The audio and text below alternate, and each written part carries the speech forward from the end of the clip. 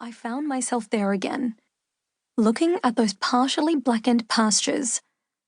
I'd been driving, crying, rinsing and repeating, but felt peaceful when I arrived at my favorite spot to retreat to. As the sun sank low, its final kisses of light falling on the land, I was particularly captivated by patches of rich, remarkable green emerging in an otherwise dried landscape. How? I wondered. Even though I knew this happened after a bushfire, it sparked a bigger moment of questioning in me. Shouldn't signs of life here be impossible? With so much flora burnt, how could anyone expect it to regenerate? In a fire-blackened landscape, how the hell could one have hope? I didn't know how or why, but experiencing that scene made me feel a little more assured about my own life. Something about it inspired a niggling sense that everything could be okay. Plants in the Australian bush have learned to regenerate in the aftermath of fires, and in fact, some needed them to grow.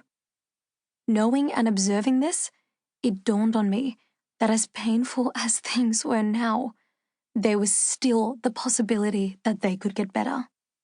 My heart could heal, and something beautiful could be born out of the pain.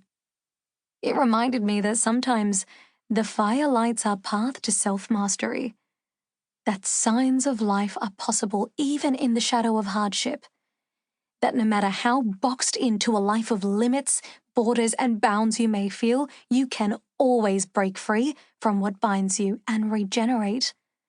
And even in the darkest of times, one can sure as hell have hope.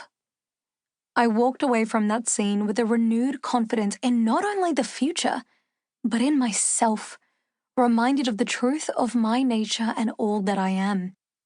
No matter how decimated you might feel your inner landscape is, today you are ready to nurture your first sprouts of green. And this audiobook is a tool that will teach you to manifest a life beyond limits. As you make the choice to honor all that you are, I'll share with you 10 things that have the power to change your life. And my hope now? That by the end of this audiobook, you will remember the truth of your nature and all that you are. Unbounded. Chapter 1. Question. Ask yourself why. What stories have you subscribed to that hold you back from being more? Do you consider yourself a storyteller? You may not say yes. Perhaps storytelling feels like something you left behind in high school English lessons. Or maybe you never felt you had the creative gene. But I can guarantee you that every one of us is a storyteller. And in case you didn't realize, you are storytelling all the time. And many of you, like me, might have felt like your story was told for you, prescribed to you, and it was something you didn't have much of a say in.